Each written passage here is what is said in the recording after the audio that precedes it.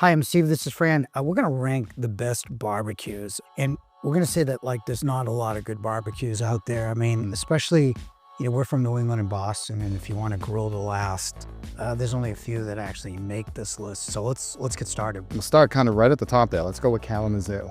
Kalamazoo is the best grill. It's the most expensive grill.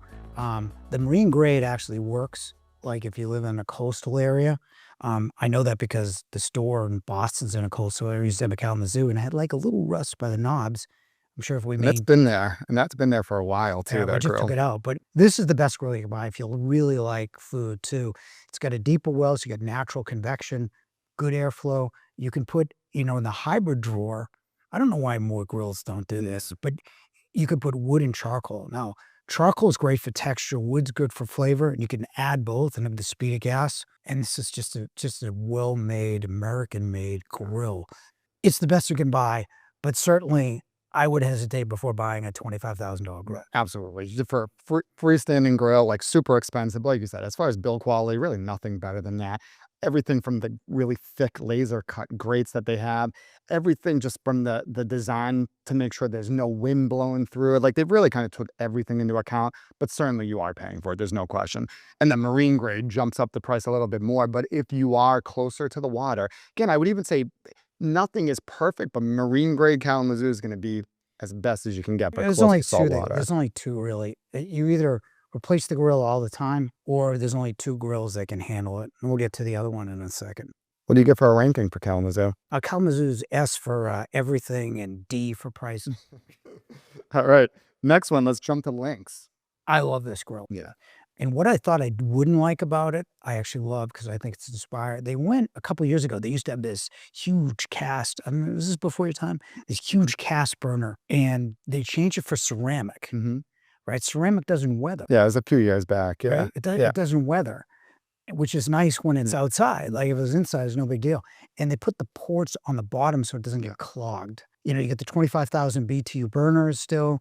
Their infrared is great. Yeah. Infrared is, this direct sear. When you talk about gas, you're talking about diffusion of heat. And infrared is fully adjustable on that too, which is nice. and it's fully adjustable for, like, I guess, fruit and vegetable at a lower temperature and meats at a higher.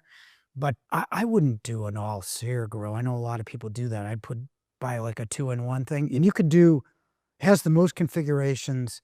To me, I think if I was buying a grill, this would be the one. Yeah, LYNX, no absolutely. question. And really, like you said, they have a lot of different options there. You can do kind of the all ceramic briquettes. You can do their traditional burners. You can do the all trident. You can do a combination. They've even introduced some color this year as well. So they have some color options there now too, which didn't have, a little bit newer for them, but something that they've added to the outdoor space there too. What do you think for a ranking? I think this is another, another S. This is probably the best pro grill I can buy, no question. Let's go to DCS.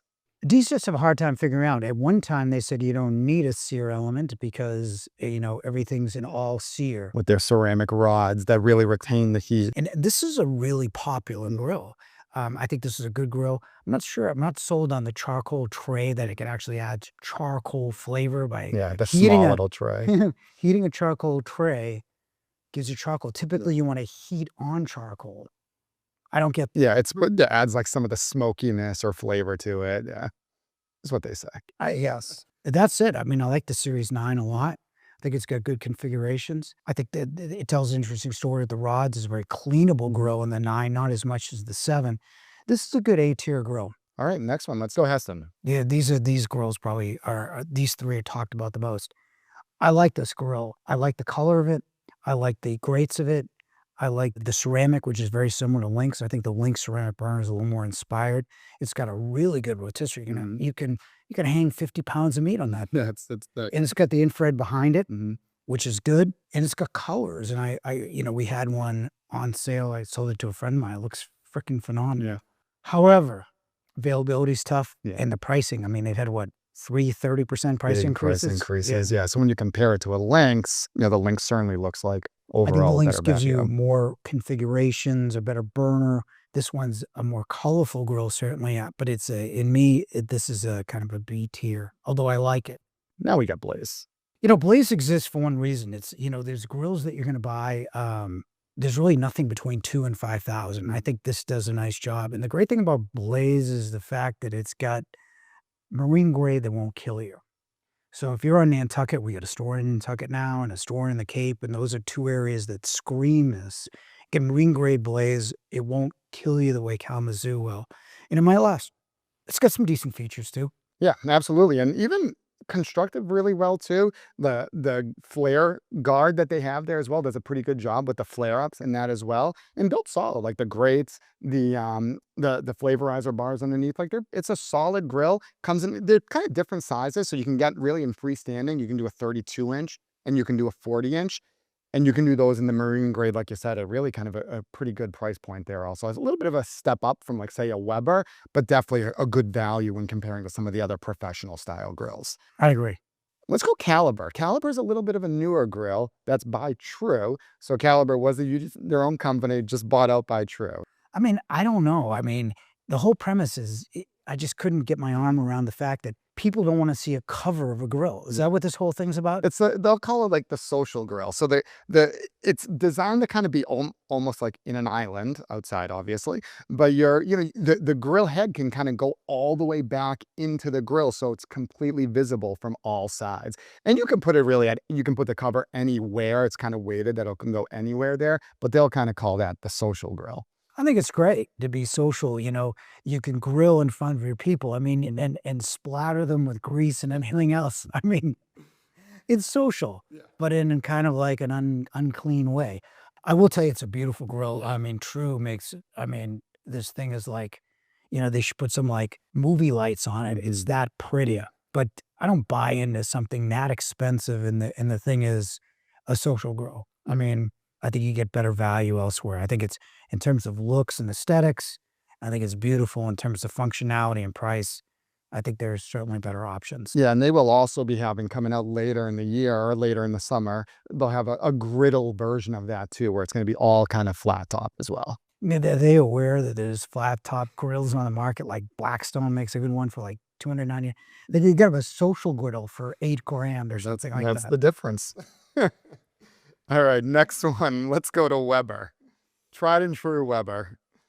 Not as much, I don't think. Different than in years past, for sure. This is a company that's been taken over how many times? And speaking of Blackstone, so now has just merged over the last year with Blackstone. Years ago we saw Weber and we felt pretty good about it. And we feel pretty good about it now only because what we could be selling, we wouldn't feel very good about at all, especially here in New England. I think Weber's still probably the best of the grills that are fairly affordable when you think that you don't have to replace it every couple of years or so. But I don't want to say they're as good as they used to be. I think they're the same as they used to be, maybe a little bit cheaper. I don't think the accessories have caught on where you can put like a griddle on it. The like Weber crafted accessories they have. Yeah. I mean, the popcorn basket, seriously? I think they've made some gambles there and lost, which is okay, but I don't think the overall quality of the grill screams out to me as it once did. But this is still, the best of what I consider to be like stuff that won't last. This will at least do that. For that, you got to give it a B+. All right. Is that it? That's it.